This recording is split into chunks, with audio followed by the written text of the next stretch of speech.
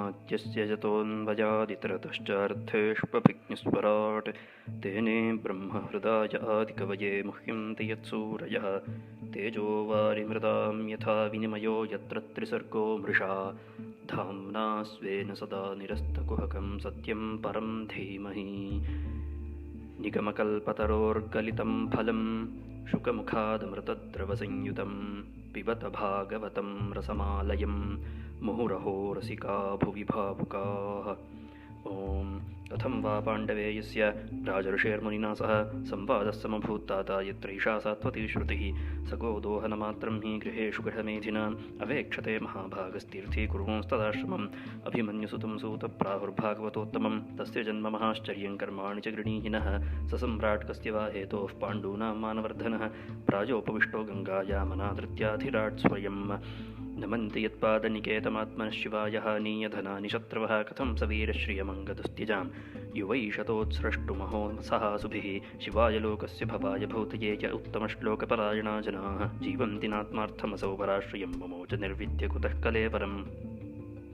ತತ್ಸರ್ವನ್ನ ಸಮಾಚಕ್ಷ ಪೃಷ್ಟೋ ಯದಿ ಕಿಂಚನ ಮನ್ಯೇ ತ್ವಾಂ ವಿಷಯೇ ವಾಚಾಂ ಸ್ನಾತಮನ್ಯತ್ರ ಛಾಂದಸಾತ್. ಸೂತ ಉವಾಚ ದ್ವಾಪರೇ ಸಮನುಪ್ರಾಪ್ತೆ ತೃತೀಯೇ ಯುಗಪರ್ಯಯೇ ಜಾತಃ ಪರಾಶರಾದ್ಯೋಗಿ ವಾಸವ್ಯಾಂಕಲಯಾ ಹರೇಃ ಸ ಕದಾಚಿತ್ ಸರಸ್ವತ್ಯಾ ಉಪಸ್ಪೃಶ್ಯ ಜಲಂ ಶುಚಿ ವಿವಿಕ್ತದೇಶ ಆಸೀನ ಉದಿತೇರವಿಮಂಡಲೆ ಪರಾವರಜ್ಞಸ್ಸ ಋಷಿಃ ಕಾಲೇನಾವ್ಯಕ್ತರಂಹಸ ಯುಗಧರ್ಮವ್ಯತಿಕರಂ ಪ್ರಾಪ್ತಂ ಭುವಿ ಯುಗೆ ಯುಗೆ ಭೌತಿಕಾನಾಂಚ ಭಾವಾನಾಂ ಶಕ್ತಿಹ್ರಾಸಂಚ ತತ್ಕೃತಂ ಅಶ್ರದ್ಧಾನಾನ್ ನಿಸ್ಸತ್ವಾನ್ ದುರ್ಮೇಧಾನ್ ಹ್ರಸಿತಾಯುಷಃ ದುರ್ಭಗ ಜನಾನ್ ವೀಕ್ಷ್ಯ ಮುನಿರ್ದಿವ್ಯೇನ ಚಕ್ಷುಷಾ ಸರ್ವವರ್ಣಾಶ್ರಮಾಣಾಂ ಯದ್ದಧ್ಯೌ ಹಿತಮಮೋಘದೃಕ್ ಚಾತುರ್ಹೋತ್ರಂ ಕರ್ಮ ಶುದ್ಧಂ ಪ್ರಜಾನಾಂ ವೀಕ್ಷ್ಯ ವೈದಿಕಂ ವ್ಯದಧಾದ್ಯಜ್ಞಸಂತತ್ಯೈ ವೇದಮೇಕಂ ಚತುರ್ವಿಧಂ ಋಗ್ಯಜುಸ್ಸಾಮಾಥರ್ವಾಖ್ಯಾ ವೇದಾಶ್ಚತ್ವಾರ ಉದ್ಧೃತಾಃ ಇತಿಹಾಸಪುರಾಣಂಚ ಪಂಚಮೋ ವೇದ ಉಚ್ಯತೆ ತತ್ರ ಋಗ್ವೇದಧರಃ ಪೈಲಃ ಸಾಮಗೋ ಜೈಮಿನಿಃ ಕವಿಃ ವೈಶಂಪಾಯನ ಏವೈಕೋ ನಿಷ್ಣಾತೋ ಯಜಶಾಮುತ ಅಥರ್ವಾಂಗಿರಸಾಮಾಸೀತ್ ಸುಮಂತೃತಾರುಣೋ ಮುನಿಃ ಇತಿಹಾಸಪುರಾಣಾನಾಂ ಪಿತಾಮೇರೋ ಮಹರ್ಷಣಃ ತ ಏತರ್ಷಯೋ ವೇದಂ ಸ್ವಂ ಸ್ವಂ ವ್ಯಸ್ತನ್ನನೇಕಥಾ ಶಿಷ್ಯೈಃ ಪ್ರಶಿಷ್ಯೈಸ್ತಚ್ಛಿಷ್ಯೈಃ ವೇದಾಸ್ತೆ ಶಾಖಿನೋ ಭವನ್ ತ ಏವ ವೇದಾ ದುರ್ಮೇಧೈರ್ಧಾರ್ಯಂತೆ ಪುರುಷೈರ್ಯಥಾ ಏವಂಚಕಾರ ಭಗವಾನ್ ವ್ಯಾಸಃ ಕೃಪಣವತ್ಸಲಃ. ಶ್ರೀಕೃಷ್ಣಪರಂಜ್ಯೋತಿಷೇ ನಮಃ. ಶ್ರೀಮದ್ಭಾಗವತಾನುಸಂಧಾನದ ಸರಣಿಯಲ್ಲಿ ನೈಮಿಷಾರಣ್ಯದಲ್ಲಿ ಆಸೀನರಾಗಿರತಕ್ಕಂತಹ ಸೂತಪುರಾಣಿಕರನ್ನು ಕುರಿತು ಶೌನಕಾದಿಗಳು ಪ್ರಶ್ನೆಯನ್ನು ಮಾಡ್ತಾರೆ. ಯಾವ ಕಾರಣದಿಂದ ಅಂತಹ ಬ್ರಹ್ಮಜ್ಞಾನಿಯಾದಂತಹ ಸ್ತ್ರೀ ಪುರುಷ ಭೇದವನ್ನೂ ಬಲ್ಲದಂತಹ ಶುಕಬ್ರಹ್ಮನು ಕುರುಜಾಂಗಲ ಪ್ರದೇಶಕ್ಕೆ ಹೋಗಿ ಅದರಲ್ಲೂ ವಿಶೇಷವಾಗಿ ಅದರ ರಾಜಧಾನಿಯಾದಂತಹ ಹಸ್ತಿನಾಪುರಕ್ಕೆ ಹೇಗೆ ಬಂದು ತಲುಪಿದ? ಜನಸಂದೋಹ ಇರುವಂತಹ ಜಾಗದಲ್ಲಿ ಋಷಿಮುನಿಗಳು ಕ್ಷಣಕಾಲವೂ ಇರೋದನ್ನು ಬಯಸಲ್ಲ. ಅಂಥದ್ರಲ್ಲಿ ಅಂತಹ ಬ್ರಹ್ಮಜ್ಞಾನಿಯಾದಂತಹ ಶುಕಬ್ರಹ್ಮನು ಹೇಗೆ ತಾನೇ ಈ ನಗರಕ್ಕೆ ಪ್ರವೇಶ ಮಾಡಿದ ಎಂಬುದಾಗಿ ಒಂದು ಪ್ರಶ್ನೆಯನ್ನು ಕೇಳಿರ್ತಾನೆ ಶೌನಕರು. ಅದರ ಮುಂದುವರಿಕೆಯಾಗಿ ಶೌನಕರು ಮತ್ತೂ ಕೆಲವಾರು ಪ್ರಶ್ನೆಗಳನ್ನು ಕೇಳ್ತಾರೆ. ಈ ಪಾಂಡವರ ಮೊಮ್ಮಗನಾದಂತಹ ಪರೀಕ್ಷಿತ ಮಹಾರಾಜನೊಂದಿಗೆ ಶುಕಬ್ರಹ್ಮರ ಒಂದು ಸಮಾಯೋಗ ಅನ್ನುವಂಥದ್ದು ಹೇಗುಂಟಾಯಿತು?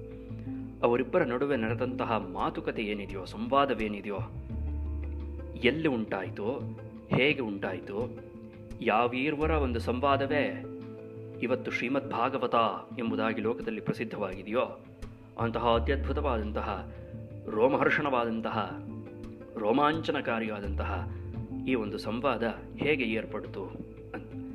ಪ್ರಾಯ ಪ್ರಪಂಚದ ಭವ್ಯವಾದ ಇತಿಹಾಸದಲ್ಲಿ ಅತ್ಯದ್ಭುತವಾದಂತಹ ಗ್ರಂಥಗಳೆಲ್ಲವೂ ಸಹ ಸಂವಾದಾತ್ಮಕವಾಗಿಯೇ ಇದೆ. ಪ್ರಪಂಚದ ಅತ್ಯಂತ ಶ್ರೇಷ್ಠವಾದ ವೇದಾಂತ ಗ್ರಂಥ ಅಂತ ಕರೆಸ್ಕೊಳ್ಳುವಂತಹ ಭಗವದ್ಗೀತೆಯೂ ಕೂಡ ಶ್ರೀಕೃಷ್ಣಾರ್ಜುನ ಸಂವಾದ ರೂಪದಲ್ಲಿದೆ. ಅದೇ ರೀತಿಯಾಗಿ ಮೋಕ್ಷೈಕ ಸಾಧನ ಹೇತುವಾದಂತಹ ಶ್ರೀಮದ್ಭಾಗವತವೂ ಸಹ ಪರೀಕ್ಷಿಚ್ಚುಕ ಸಂವಾದವಾಗಿದೆ. ಅದು ಹೇಗೆ ನೆರವೇರಿತು, ಹೇಗೆ ಸಂಭವಿಸಿತು ಅಂತ ಶೌನಕರ ಪ್ರಶ್ನೆ. ಯಾಕೆ ಈ ಸಂಶಯ ಬರುತ್ತೆ ಅಂತ ಕೇಳಿದ್ರೆ ಅದಕ್ಕೆ ಯುಕ್ತಿಯುಕ್ತವಾಗಿ ಅದನ್ನು ಪ್ರತಿಪಾದನೆ ಮಾಡ್ತಾ ಇದ್ದಾರೆ. ತನ್ನಲ್ಲಿ ಏನು ಸಂಶಯ ಉಂಟಾಗಿದೆಯೋ, ಜಿಜ್ಞಾಸೆ ಉಂಟಾಗಿದೆಯೋ ಅದು ಕೇವಲ ಕುತೂಹಲದಿಂದ ಉಂಟಾಗಿರುವಂಥದ್ದಲ್ಲ, ಯುಕ್ತಿಪೂರ್ವಕವಾಗಿದೆ ಅನ್ನೋದನ್ನು ಶೌನಕರು ಸೂತರ ಮುಂದೆ ವಿಷಯವನ್ನು ಪ್ರತಿಪಾದನೆ ಮಾಡ್ತಾ ಇದ್ದಾರೆ. ಯಾವ ಶುಕಬ್ರಹ್ಮನು ಗೃಹಸ್ಥರ ಮನೆಯ ಮುಂದೆ ಗೋದೋಹನ ಕಾಲದಷ್ಟು ಮಾತ್ರ ಅವಧಿ ಇರ್ತಾನೋ ಅಂತಹವನು ನಗರದಲ್ಲಿ 7 ದಿವಸಗಳ ಕಾಲ ಇದ್ದು ಪರೀಕ್ಷಿತ ಮಹಾರಾಜನಿಗೆ ಭಾಗವತ ಸಪ್ತಾಹವನ್ನು ಉಪದೇಶ ಮಾಡ್ದ ಅಂತಾದರೆ, ಭಾಗವತವನ್ನು ಸಪ್ತಾಹ ವಿಧಿಯಲ್ಲಿ ಕೇಳಿಸಿದ ಅಂತಾದರೆ ಅತ್ಯಂತ ಆಶ್ಚರ್ಯವಾಗುತ್ತೆ.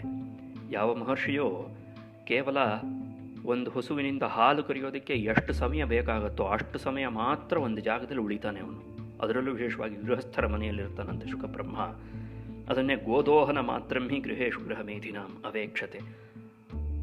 ಅಷ್ಟರಲ್ಲೇ ಏನು ಮಾಡ್ತಾನೆ ಅಂದರೆ ತೀರ್ಥೇ ಕುರುವಂಥದ್ದಾಶ್ರಮ.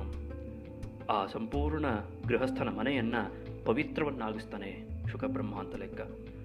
ಕೆಲವು ಪದಾರ್ಥಗಳಿಗೆ ಬಹಳ ದೀರ್ಘಕಾಲ ಬೇಕಾಗತ್ತೆ ಪವಿತ್ರವನ್ನಾಗಿಸೋದಕ್ಕೆ.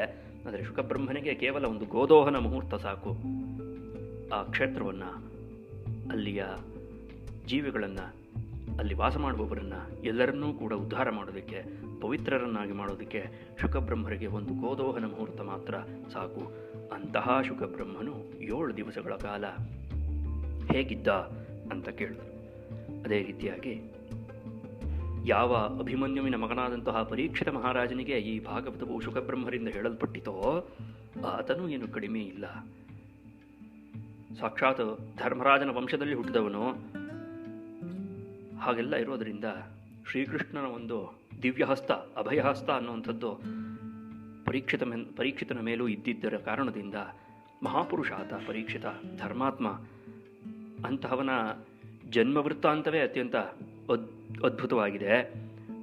ಭಗವಂತನಿಂದ ಕಾಪಾಡಲ್ಪಟ್ಟವನು ಆತ. ಅಷ್ಟೇ ಅಲ್ಲದೆ ಅವನು ಇನ್ನೂ ಅನೇಕ ಮಹತ್ಕಾರ್ಯಗಳನ್ನು ತನ್ನ ಜೀವಿತಾವಧಿಯಲ್ಲಿ ಮಾಡಿದ್ದ. ಇಂತಹವನು ಪಾಂಡವರ ಕೀರ್ತಿಯನ್ನು 4 ದಿಕ್ಕುಗಳಲ್ಲೂ ವಿಸ್ತಾರ ಮಾಡುವಂತಹ ಸಾಮರ್ಥ್ಯವುಳ್ಳವನು. ಯಾವ ಕಾರಣದಿಂದಾಗಿ ಗಂಗಾ ನದಿಯ ತೀರದಲ್ಲಿ ಪ್ರಾಯೋಪವೇಶವನ್ನು ಕೈಗೊಂಡ, ಆಮರಣಾಂತಂ ಉಪವಾಸವ ಯಾಕಾಗಿ ಕೈಗೊಂಡ ಆತ, ಅದು ಕೂಡ ಆಶ್ಚರ್ಯವೇ. ಅದೂ ಅಲ್ಲದೆ ಎಂತಹ ಅತ್ಯದ್ಭುತವಾದಂತಹ ಒಂದು ವಂಶ ಅವರದು. ಅವರ ಒಂದು ಇತಿಹಾಸವೇ ಸಾಕ್ಷಿ ಅದಕ್ಕೆ. ಅಷ್ಟು ಸಾಲದು ಅನ್ನೋದಕ್ಕೆ ಸಂಪತ್ತು ಏನು ಕೊರತೆ ಇದೆಯಾ ಅವರಿಗೆ. ಸಮುದ್ರಾಂತವಾದಂತಹ ಭೂಮಿಯನ್ನು ಆಳ್ತಾ ಇದ್ದ. ಅಂತಹ ಅತ್ಯದ್ಭುತವಾದಂತಹ ರಾಜ್ಯ ಸಂಪತ್ತನ್ನು ಬಿಟ್ಟು ಯುವಕನೇ ಆಗಿದ್ರೂ ಸಹ ಪರೀಕ್ಷಿತ ಮಹಾರಾಜ ಯಾಕಾಗಿ ಗಂಗಾ ನದಿಯ ತೀರದಲ್ಲಿ ಪ್ರಾಯೋಪವೇಶವನ್ನು ಕೈಗೊಂಡ. ಯಾವ ಪರೀಕ್ಷಿತ ಮಹಾರಾಜನ ಅಡಿದಾವರುಗಳಲ್ಲಿ ಶತ್ರುಗಳು ಬಂದು ತಾವಾಗಿಯೇ ತಮ್ಮ ಸಕಲ ಸಂಪತ್ತುಗಳನ್ನು ಅರ್ಪಿಸುತ್ತಾರೋ ಅಂತಹ ಧೀರನೂ ವೀರನೂ ಪುರುಷೋತ್ತಮನೂ ಯುವಕನೂ ಪರಾಕ್ರಮಶಾಲಿಯೂ ಆದಂತಹ ಪರೀಕ್ಷಿತನು ತನ್ನ ರಾಜ್ಯ ಸಂಪತ್ತನ್ನು ಯಾಕಾಗಿ ಬಿಟ್ಟ. ಅಷ್ಟೇ ಅಲ್ಲದೆ ಒಂದು ಯುಕ್ತಿಯೂ ಸಹ ಇದೆ ಈ ಹಿಂದೆ. ಈ ರೀತಿಯಾಗಿ ಪರೀಕ್ಷಿತನ ಬಗ್ಗೆ ವಿಶೇಷವಾಗಿ ಶೌನಕರು ಕೇಳೋದರ ಹಿಂದೆ ಒಂದು ಯುಕ್ತಿ ಇದೆ. ಅದನ್ನು ಶೌನಕರೇ ನೇರವಾಗಿ ಹೇಳ್ತಾರೆ. ಈ ಪರೋಪಕಾರಕ್ಕೋಸ್ಕರವಾಗಿ ಯಾರು ತಮ್ಮ ಜೀವನವನ್ನು ಮುಡಿಪಾಗಿಟ್ಟಿರ್ತಾರೋ ಅವರಿಗೆ ಒಂದು ರೀತಿಯಾದಂತಹ ಸ್ವಾತಂತ್ರ್ಯ ಇರೋಲ್ಲ. ಆ ಸ್ವಾತಂತ್ರ್ಯ ಏನು ಅಂತ ಕೇಳಿದ್ರೆ, ತಮಗೆ ಯಾವಾಗ ಬೇಕೋ ಆಗ ಅವರು ಪ್ರಾಯೋಪವೇಶವನ್ನೆಲ್ಲ ಮಾಡೋಕ್ಕಾಗೋಲ್ಲ. ಕಾರಣ ಅವರ ಸಂಪೂರ್ಣ ಜೀವಿತವೇ ಪರಾಧೀನವಾಗಿ ಹೋಗಿರುತ್ತೆ. ಪರಾರ್ಥಂ ಪರಾಧೀನಂ, ಬೇರೆಯವರಿಗೋಸ್ಕರವಾಗಿ ಮುಡಿಪಾಗಿಟ್ಟಿರೋದ್ರಿಂದ ಅವರು ತಮ್ಮ ಜೀವನದ ಬಗ್ಗೆ ತಾವೇ ಸ್ವಾರ್ಥತೆಯಿಂದ ಯಾವ ತೀರ್ಮಾನವನ್ನು ಕೈಗೊಳ್ಳೋದಕ್ಕಾಗಲ್ಲ. ಈ ಪ್ರಾಯೋಪವೇಶ ಅನ್ನುವಂಥದ್ದು ಅತ್ಯಂತ ಸ್ವಾರ್ಥ ವಿಷಯ. ತಾನು ತನ್ನ ಜೀವನವನ್ನು ಕಡೆಗೊಳಿಸ್ಕೊಳ್ಬೇಕು. ಹೇಗೆ ಅಂತ ಕೇಳಿದ್ರೆ ಪ್ರಾಯೋಪವೇಶವನ್ನು ಮಾಡುವುದರ ಮುಖಾಂತರ. ಯಾವುದೋ ಅನರ್ಥಕರವಾದಂತಹ ಮಹಾಪಾಪವನ್ನು ಮಾಡಿದ್ದ ಸಂದರ್ಭದಲ್ಲಿ ಆ ರೀತಿಯಾದಂತಹ ಪ್ರಾಯೋಪವೇಶವನ್ನು ಮಾಡಬೇಕು ಅಂತ ಧರ್ಮಶಾಸ್ತ್ರ ಹೇಳುತ್ತೆ. ಹಾಗಿರುವಾಗ ಇಂತಹ ಧರ್ಮಾತ್ಮ ಶ್ರೀಕೃಷ್ಣನ ಅಭಯಹಸ್ತವನ್ನು ಪಡೆದವನು ಈತ ಯಾವ ಒಂದು ದುಷ್ಕೃತ್ಯವನ್ನು ಮಾಡಿದ್ದ, ಯಾವ ಕಾರಣದಿಂದ ಪರೀಕ್ಷಿತ ಪ್ರಾಯೋಪವೇಶ ಮಾಡಬೇಕಾಗಿ ಬಂತು. ಅಷ್ಟೇ ಅಲ್ಲದೆ ಕೇವಲ ಸುಮ್ಮನೆ ನನಗೆ ಸಾಕಾಗೋಯ್ತು, ಆಯ್ತೆ ಇನ್ನು ಜೀವನದಲ್ಲಿ ಅಭಿರುಚಿ ಇಲ್ಲ, ಇಷ್ಟು ದಿನ ಪರೋಪಕಾರವನ್ನು ಮಾಡಿ ಆಗಿದೆ, ಇನ್ನು ಮುಂದೆ ಮಾಡಬೇಕು ಅನ್ನೋ ಮನಸ್ಸಿಲ್ಲ ನನಗೆ ಅಂತ ಹೇಳಿ ರಾಜನಾದವನು, ಅದರಲ್ಲೂ ವಿಶೇಷವಾಗಿ ರಾಜನಾದವನು ತಾನು ಪ್ರಾಯೋಪವೇಶವನ್ನು ಮಾಡೋ ಹಾಗಿಲ್ಲ.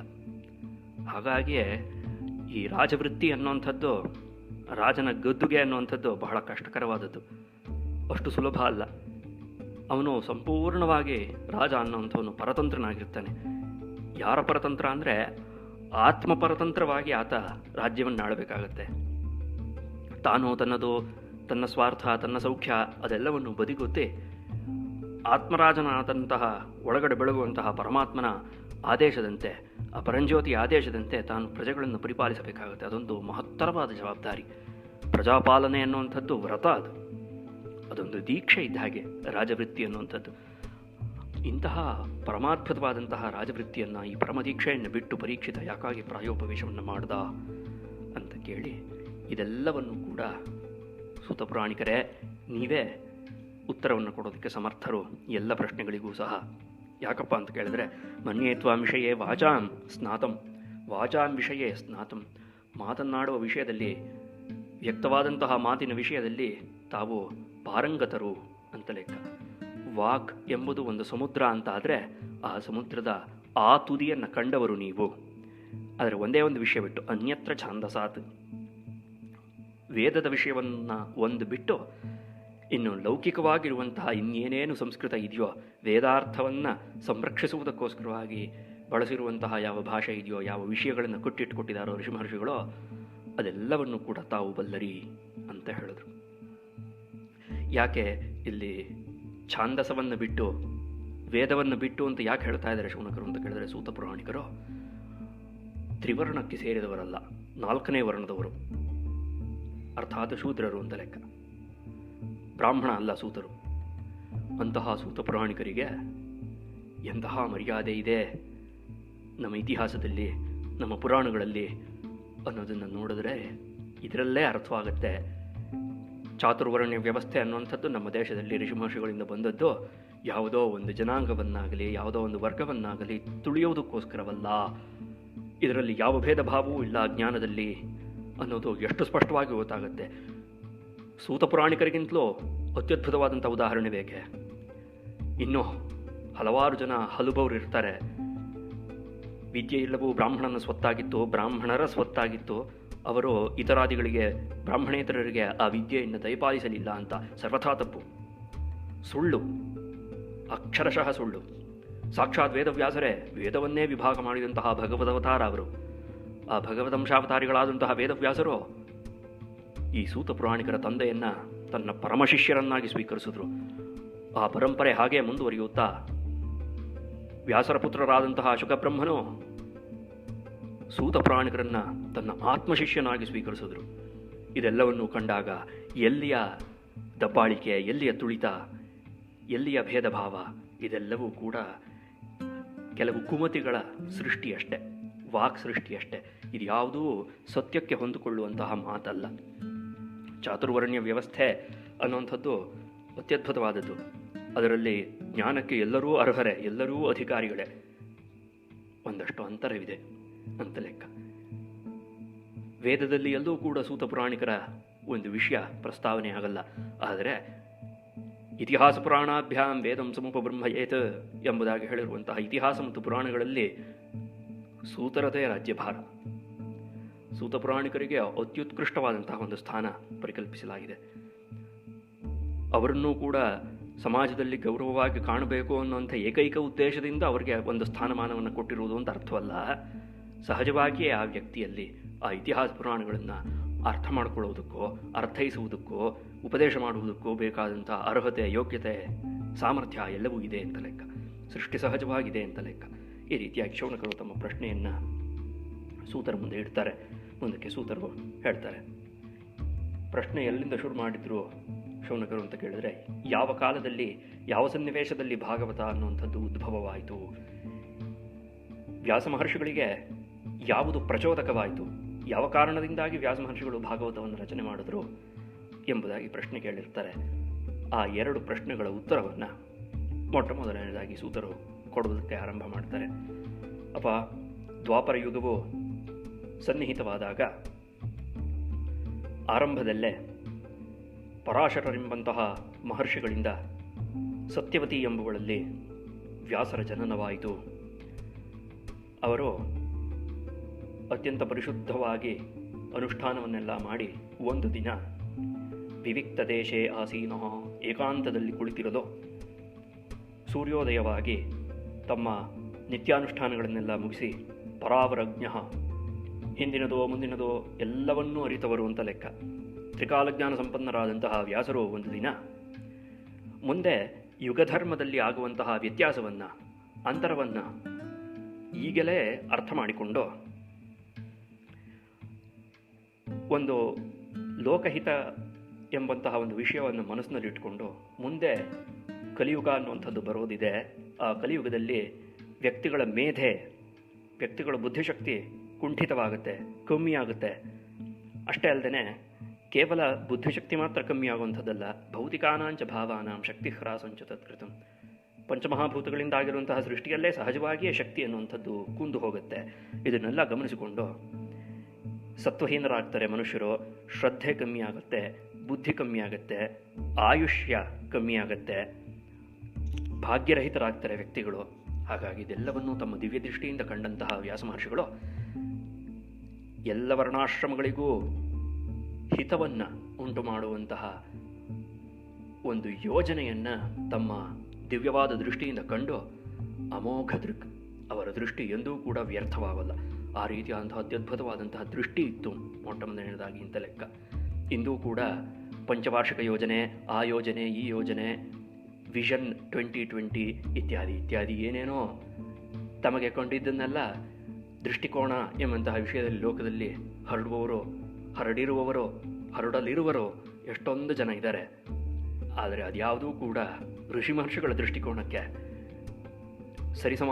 ಸರಿಸಮಾನವಾಗಲು ಸಾಧ್ಯವಿಲ್ಲ. ಎಂತಹ ದೃಷ್ಟಿಕೋನ ಇರಬೇಕು ಅಂತಂದರೆ ವ್ಯಾಸ ಮಹರ್ಷಿಗಳಿಗಿದ್ದಂತಹ ದೃಷ್ಟಿ ಇರಬೇಕು.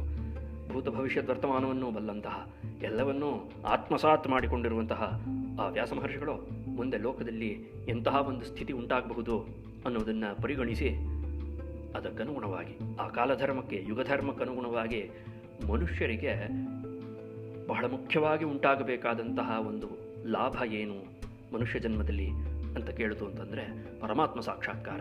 ಅದಕ್ಕೆ ಏನು ಧಕ್ಕೆ ಬರಬಾರ್ದು, ಏನು ಕುಂದುಕೊರತೆ ಉಂಟಾಗಬಾರ್ದು. ಹಾಗಾಗಿ ಆ ಪರಮೋದ್ದೇಶ ಏನುಂಟೋ ಆ ಪರಮೋದ್ದೇಶವನ್ನು ಸಾಧನೆ ಮಾಡುವುದಕ್ಕೋಸ್ಕರವಾಗಿ ಬೇರೆ ಇನ್ನೇನು ಹ್ರಾಸತೆಗಳಿದೆಯೋ, ಏನೇನು ಕುಂದುಕೊರತೆಗಳಿದೆಯೋ ಅದನ್ನು ನೀಗಿಸುವುದಕ್ಕೋಸ್ಕರವಾಗಿ ಏನು ಮಾಡೋದು ಅಂತ ಕೇಳಿದ್ರೆ ಚಾತುರ್ಹೋತ್ರಂ ಕರ್ಮಶುದ್ಧಂ ಪ್ರಜಾನಾಂ ವೀಕ್ಷ ವೈದಿಕಂ. ಈ ವೈದಿಕ ಕರ್ಮದಲ್ಲಿ ಅಧ್ವರ್ಯೋ, ಉದ್ಗಾತೃ, ಹೋತ ಇತ್ಯಾದಿಯಾಗಿ ನಾಲ್ಕು ಜನಗಳಿಂದ ಸಂಪನ್ನವಾಗುವಂತಹ ವೈದಿಕ ಯಜ್ಞ ಪ್ರಕ್ರಿಯೆಯನ್ನು ಅವರು ತಮ್ಮ ದೃಷ್ಟಿಕೋನದಿಂದ ಕಂಡುಕೊಂಡು ಏಕಂ ವೇದಂ, ಒಂದೇ ರಾಶಿಯಾಗಿದ್ದಂತಹ ವೇದವನ್ನು ಚತುರ್ವಿಧಂ ವ್ಯದಧಾತ್, 4 ವಿಧವಾಗಿ 4 ಬಗೆಯಾಗಿ ಅದನ್ನು ವಿಂಗಡಿಸಿದರು, ಬೇರ್ಪಡಿಸಿದರು, ವಿಭಾಗ ಮಾಡಿದರು ಅಂತ ಲೆಕ್ಕ. ಹಾಗಾಗಿಯೇ ವೇದಾನ್ ವ್ಯಸ್ಯತಿ ಇದು ವೇದವ್ಯಾಸ, ವೇದಗಳನ್ನು ವಿಂಗಡಿಸುತ್ತಾರೆ, ಹಾಗಾಗಿ ಅವರಿಗೆ ವೇದವ್ಯಾಸ ಅಂತ ಹೆಸರು. ಅದು ಒಂದೇ ವೇದವು ಋಗ್, ಯಜುಹು, ಸಾಮ, ಅಥರ್ವ ಎಂಬುದಾಗಿ 4 ಬಗೆಯಾಗಿ ಆಯಿತು. ಅಷ್ಟೇ ಅಲ್ಲದೆ ಇತಿಹಾಸ ಪುರಾಣಂಚ ಪಂಚಮೋ ವೇದ ಉಚ್ಯತೆ. ಇತಿಹಾಸ ಪುರಾಣಗಳೇನುಂಟೋ ಅದು ಪಂಚಮ ವೇದ, 5ನೆಯ ವೇದ ಎಂಬುದಾಗಿ ಕರೆಯಲ್ಪಡುತ್ತದೆ ಅಂತ ಹೇಳಿದ್ರು. ಅಲ್ಲಿ ಋಗ್ವೇದವನ್ನು ತಮ್ಮ ಶಿಷ್ಯನಾದಂತಹ ಪೈಲ ಎಂಬುವನಿಗೆ ಉಪದೇಶ ಮಾಡಿದ್ರು, ಜೈಮಿನಿಗೆ ಸಾಮವೇದವನ್ನು, ವೈಶಂಪಾಯನರಿಗೆ ಯಜುರ್ವೇದವನ್ನು, ಅದೇ ರೀತಿಯಾಗಿ ಸುಮಂತು ಎಂಬುವನಿಗೆ ಅಥರ್ವ ವೇದವನ್ನು ಉಪದೇಶ ಮಾಡಿದ್ರು. ಅವರುಗಳು ತಮ್ಮ ಶಿಷ್ಯರಿಗೆ, ಅವರ ಶಿಷ್ಯರು ಅವರ ಶಿಷ್ಯಂದರಿಗೆ ಇದೇ ರೀತಿಯಾಗಿ ಶಾಖೋಪಶಾಖಿಯಾಗಿ ವೇದಗಳು ವಿಸ್ತಾರವಾದವು ಎಂಬುದಾಗಿ ಭಾಗವತ ಹೇಳುತ್ತೆ. ಅದೇ ರೀತಿಯಾಗಿ ಇತಿಹಾಸ ಪುರಾಣವನ್ನು ಮೊಟ್ಟ ಮೊದಲನೆಯದಾಗಿ ವೇದವ್ಯಾಸರು ಸೂತ ಪುರಾಣಿಕರ ತಂದೆಯಾದಂತಹ ರೋಮಹರ್ಷಣ ಎಂಬಂತಹ ವ್ಯಕ್ತಿಗೆ ಉಪದೇಶ ಮಾಡಿದರಂತೆ. ಆ ರೋಮಹರ್ಷಣರಿಂದ ಸೂತ ಪುರಾಣಿಕರು ಪಡ್ಕೊಂಡ್ರು. ಅದೇ ರೀತಿಯಾಗಿ ಗುರು ಶಿಷ್ಯ ಪರಂಪರೆ ಅನ್ನುವಂಥದ್ದು ಕ್ರಮೇಣ ಒಂದು ತಲೆಮಾರಿನ ಮತ್ತೊಂದು ತಲೆಮಾರಿಗೆ ಸಾಗಿತು ಅಂತ ಲೆಕ್ಕ. ಈ ರೀತಿಯಾಗಿ ಈ ಎಲ್ಲ ಋಷಿಮಹರ್ಷಿಗಳು ಕೂಡ ತಮ್ಮ ಒಂದು ದಿವ್ಯವಾದಂತಹ ಮೇಧೆಯಿಂದ ತಾವು ವೇದವ್ಯಾಸರಿಂದ ಪಡೆದಿದ್ದಂತಹ ಯಾವ ಒಂದು ಜ್ಞಾನ ಇತ್ತೋ, ವೇದಗಳಿದ್ವೋ, ಇತಿಹಾಸ ಪುರಾಣಗಳಿದ್ವೋ, ಅದನ್ನು ತಮ್ಮ ಶಿಷ್ಯರು, ಪ್ರಶಿಷ್ಯರು, ಅನುಶಿಷ್ಯರು ಇಂತಹವರಲ್ಲಿ ಅದನ್ನು ಉಪದೇಶ ಮಾಡಿದ್ರು. ಈ ರೀತಿಯಾಗಿ ಯಾವ ಒಂದು ವೇದವನ್ನು ಹಿಂದೆ ವೇದವ್ಯಾಸರಿಗೂ ಹಿಂದೆ ಸಪ್ತರ್ಷಿಗಳು ಇತ್ಯಾದಿ ಬ್ರಹ್ಮರ್ಷಿಗಳು ಯಾರ್ಯಾರಿದ್ರೋ ಅವರೆಲ್ಲರೂ ಯಾವ ವೇದವನ್ನು ಒಂದೇ ದೃಷ್ಟಿಯಿಂದ ಏಕಾಕಾರವಾಗಿ ಯಾವ ವೇದವನ್ನು ಅರಿತಿದ್ರೋ ಅದೇ ವೇದವನ್ನು ಅತ್ಯಂತ ಕುಮತಿಗಳು, ದುರ್ಮತಿಗಳು, ಅಲ್ಪಮತಿಗಳು, ಅಲ್ಪಜ್ಞರು ಆದಂತಹ ನಮ್ಮಂತಹವರು ಕೂಡ ಅರಿಯುವಂತೆ ಮಾಡಿದಂತಹ ಆ ಮಹಾಮಹಿಮ ವೇದವ್ಯಾಸರಿಗೆ ನಮೋ ನಮಃ. ವೇದವ್ಯಾಸರಿಲ್ಲದೆ ಹೋಗಿದ್ದಿದ್ರೆ ವೇದವೇ ಇರ್ತಾ ಇರಲಿಲ್ಲ. ಕಾರಣ ನಮ್ಮ ಮೇಧೆ ಆ ವೇದದ ಒಂದು ರಾಶಿಯನ್ನು ಧರಿಸಲು ಅಸಮರ್ಥವಾಗಿದೆ. ಆ ಜ್ಞಾನ ರಾಶಿಯನ್ನು ಹೊರಕ್ಕಾಗಲ್ಲ ನಮ್ಮ ಬುದ್ಧಿಯ ಕೈಲಿ, ನಮ್ಮ ಬುದ್ಧಿಗೂ ಮೀರಿದ್ದು ಅದು. ಅಂತಹದನ್ನು ಬಹಳ ಸೂಕ್ಷ್ಮವಾದ ದೃಷ್ಟಿಯಿಂದ, ಆಂತರಂಗಿಕವಾದ ದೃಷ್ಟಿಯಿಂದ ವೇದವ್ಯಾಸರು ಚತುರ್ಧಾ ವಿಭಜ್ಯ 4 ವಿಭಾಗ ಮಾಡಿ ಲೋಕದಲ್ಲಿ ಶಾಖೋಪಶಾಖೆಗಳಾಗಿ ವೇದವನ್ನು ಬೆಳೆಸಿದ್ರಲ್ಲ, ಅಂತಹ ಮಹಾಮಹಿಮನಿಗೆ ನಮೋ ನಮಃ, ಭೂರಿ ಭೂರಿ ನಮಾಂಸಿ. ಈ ರೀತಿಯಾಗಿ ಸೂತ ಪುರಾಣಿಕರು ವೇದವ್ಯಾಸರ ಮಹಿಮೆಯನ್ನು ಹಾಗೂ ಅವರು ಲೋಕಕ್ಕೆ ಕೊಟ್ಟಿರುವಂತಹ ಪರಮಾದ್ಭುತವಾದಂತಹ ಕೊಡುಗೆಯನ್ನು ಮೊಟ್ಟ ಮೊದಲನೆಯದಾಗಿ ನೆನಪಿಸ್ಕೊಳ್ತಾರೆ. ಈ ಹಿಂದೆಯೇ ನೆನೆಸ್ಕೊಂಡು ನನಗೆ ಯಾವುದೇ ವಿಷಯವನ್ನು ಆರಂಭ ಮಾಡಬೇಕಿದ್ರೂ ಗುರುದೇವತಾ ಸ್ತುತಿ ಮುಖ್ಯವಾಗಿ ಆಗಬೇಕು ಅಂತ ಲೆಕ್ಕ. ಈ ಹಿಂದೆಯೇ ಎಲ್ಲ ದೇವತೆಗಳಿಗೂ ಮೂಲದಲ್ಲಿ ಬೆಳೆಯುವಂತಹ ಪರದೇವತಾ ಅಂತ ಕರೆಸಿಕೊಳ್ಳುವಂತಹ ಯಾವ ಪರಬ್ರಹ್ಮನುಂಟೋ ಆ ಪರಬ್ರಹ್ಮನನ್ನು ಧ್ಯಾನ ಮಾಡಿ ಆಗಿದೆ. ಜನ್ಮಾದ್ಯಸ್ಯೇತಃ ಸತ್ಯಂ ಪರಂ ಧೀಮಹಿ ಎಂಬುದಾಗಿ. ಈಗ ಮುಂದಕ್ಕೆ ಗುರುಸ್ತುತಿ. ತಾನು ಯಾವ ಮೂಲದಿಂದ ಎಲ್ಲ ವಿಷಯಗಳನ್ನೂ ಪಡೆದಿದ್ದಾನೋ ಆ ಮೂಲವನ್ನು ಪದೇ ಪದೇ ಹೆಜ್ಜೆ ಹೆಜ್ಜೆಯಲ್ಲೂ ಜ್ಞಾಪಿಸಿಕೊಳ್ಳಬೇಕು. ವಿನಯಪೂರ್ವಕವಾಗಿ ಜ್ಞಾಪಿಸಿಕೊಳ್ಳಬೇಕು, ಕೃತಜ್ಞತಾಪೂರ್ವಕವಾಗಿ ಜ್ಞಾಪಿಸಿಕೊಳ್ಳಬೇಕು. ಆ ಸ್ರೋತ ಇಲ್ಲದೆ ಹೋಗಿದ್ದಿದ್ರೆ ವಿದ್ಯೆ ನಮ್ಮವರೆಗೂ ಬರ್ತಿರಲಿಲ್ಲ ಅಂತ ಲೆಕ್ಕ.